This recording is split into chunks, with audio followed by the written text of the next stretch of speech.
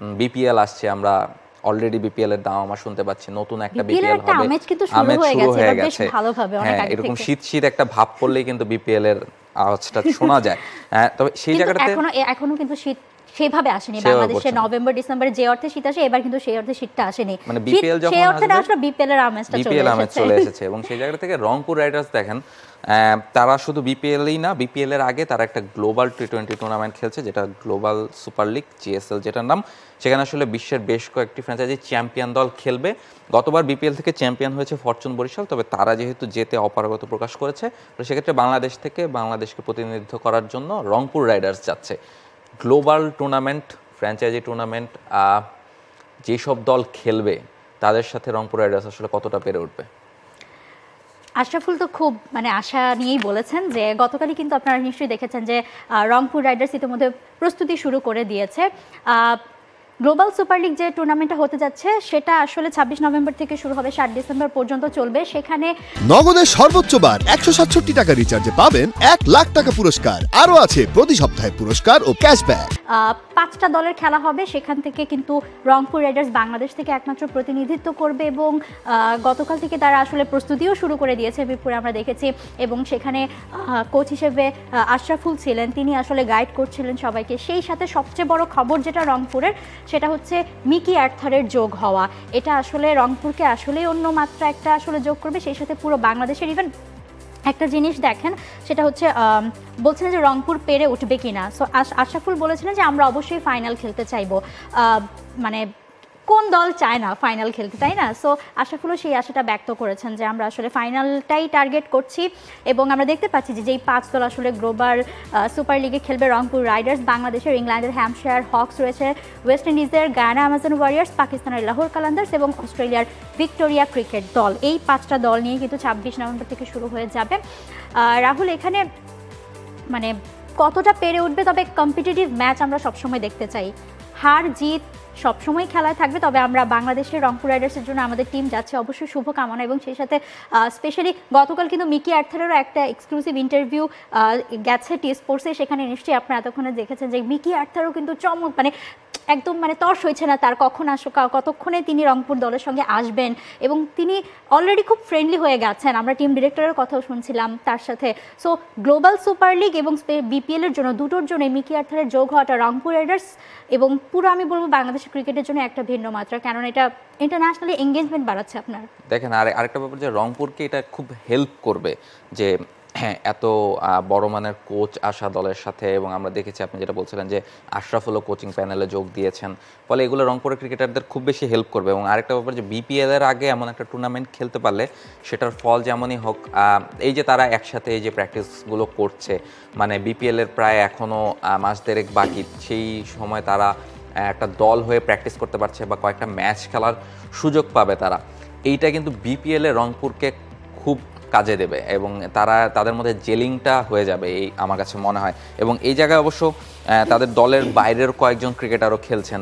যদি বলি যে রিশাদকে তারা হয়তো বা বিপিএলে পাবে না, তবে রিশাদ জিএসএল এ তাদের হয়ে খেলবেন।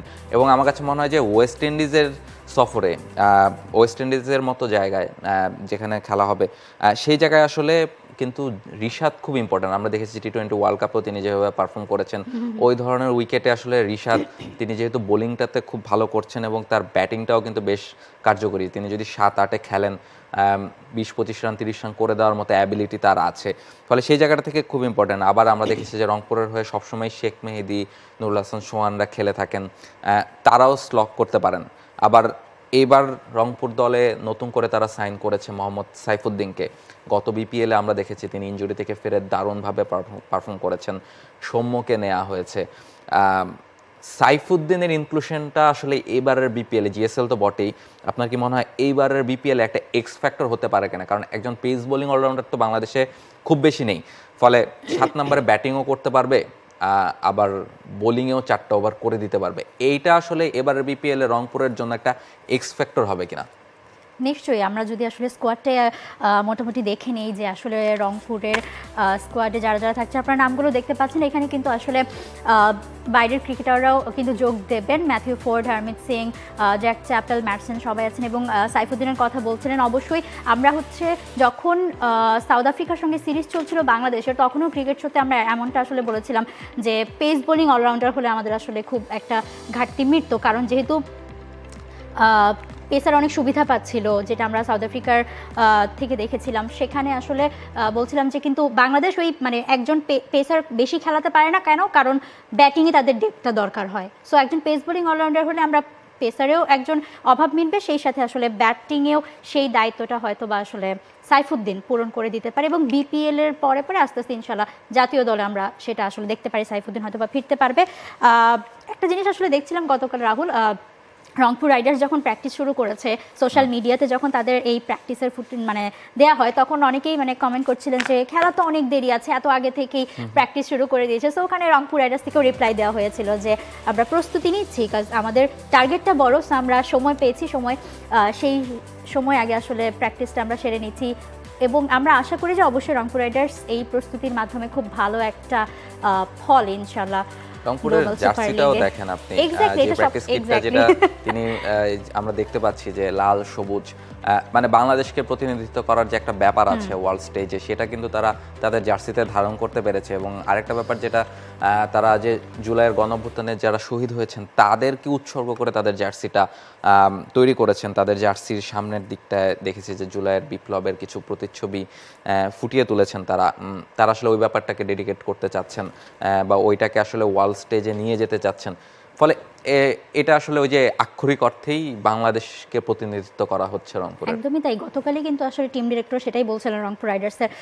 যে তাদের মাথায় প্ল্যানিংই ছিল যে আমরা যেহেতু ইন্টারন্যাশনাল অ্যারেনায় রংপুর রাইডার্স তো বাংলাদেশের প্রতিনিধিত্বই আসলে করতে যাচ্ছে সো বাংলাদেশকে রিপ্রেজেন্ট করার একটা ব্যাপার থাকে এবং বাংলাদেশকে রিপ্রেজেন্ট করার জন্য মানে চমৎকার একটা ব্যাপার তারা কিন্তু তুলে এনেছে তাদের জার্সির মধ্যে তাদের প্র্যাকটিস জার্সিতেই আপনারা দেখতে পেয়েছেন যে জুলাই বিপ্লবের সেই যারা শহীদ হয়েছেন তাদের সবাইকে সম্মান জানিয়ে তাদেরকে উৎসর্গ করে ব্যাপারটি আসলে রংপুর রাইডার্স করেছে And click on the bell icon.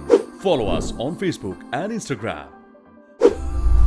Download T-Sports app to enjoy exciting games and highlights. Visit tsports.com.